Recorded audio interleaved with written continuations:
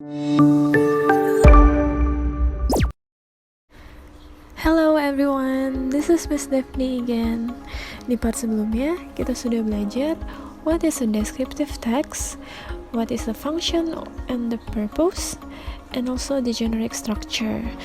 Di part sebelumnya juga kita sudah melihat beberapa contoh dari teks deskripsi.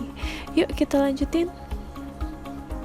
And the last thing for the example is my favorite thing. Benda kesukaan saya.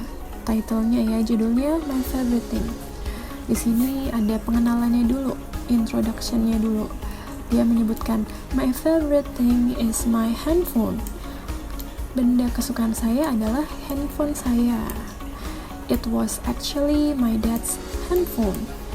Ini, ingat kalau thing, benda, kata gantinya sama seperti hewan. Kita pakai it.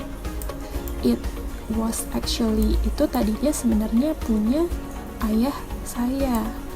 After he bought a new one, he gave it to me. Setelah dia beli handphone yang baru, dia memberikan kepada saya handphone yang lamanya ya. Nah, ini adalah pengenalannya dulu. Makanya kita sebut identification.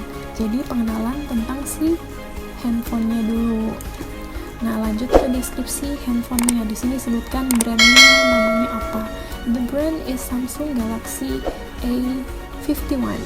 Nama brandnya adalah Samsung Galaxy A51. The display size is 6.5 inches. Ukuran layarnya adalah 6,5 inch.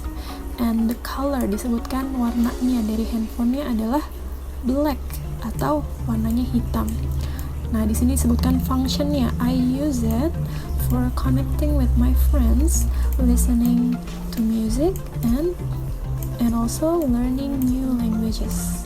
Jadi di sini disebutkan fungsi dari handphonenya yaitu untuk connecting with my friends, berhubungan atau berkomunikasi dengan teman saya, listening to music, mendengarkan music, dan juga belajar new languages, bahasa-bahasa yang baru. Nah, ini adalah deskripsinya si handphone.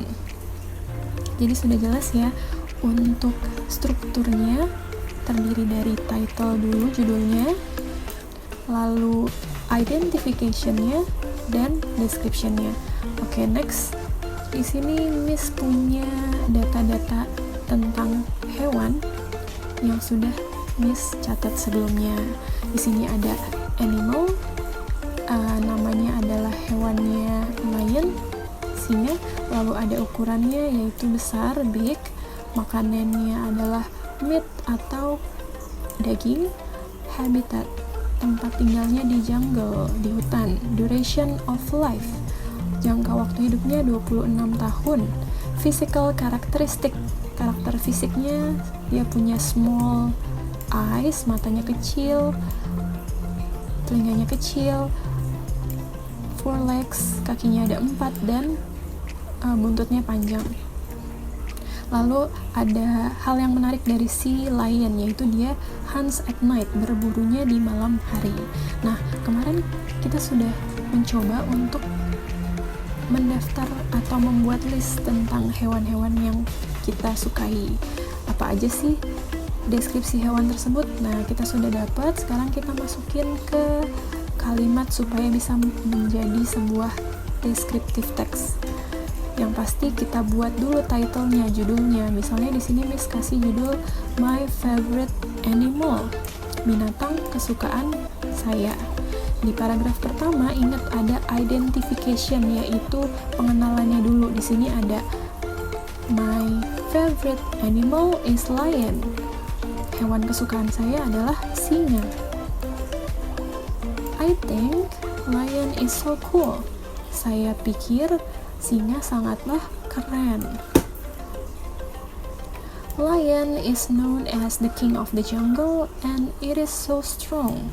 Lion terkenal sebagai king, raja hutan, dan dia sangatlah strong atau kuat. Nah, ini adalah pengenalannya dulu.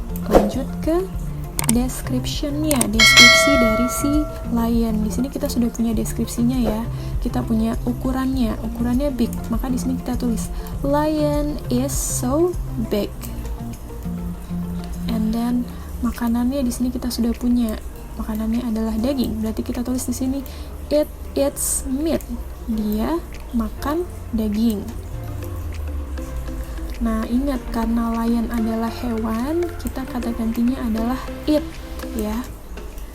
Dan selanjutnya, tempat tinggalnya di jungle. Kita bisa tulis it lives in the jungle. Dan selanjutnya adalah di sini ada duration of life 26 tahun. Berarti di sini bisa ditulis it can live up to 26 years. And then di sini kita punya physical characteristics-nya, ciri fisiknya. Berarti di sini kita bisa tulis dia atau lionnya has, mempunyai small eyes and small ears. Dia juga mempunyai legs, 4 legs. Kakinya ada 4, mempunyai 4 kaki dan buntut yang panjang.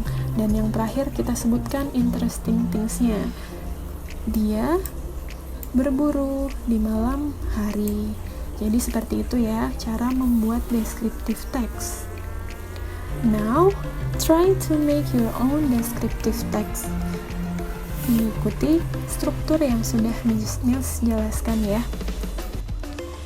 Alright guys, those are the explanation of the descriptive text. Sekarang sudah tahu ya apa itu descriptive text, apa tujuannya, bagaimana cara membuatnya, dan juga sudah ada beberapa contoh dari descriptive text itu sendiri. Nah, sekarang giliran kalian nih buat di rumah ya. Bisa mendeskripsikan hewan, benda, manusia, tempat, dan lain sebagainya. Oke? So, see you in the next video.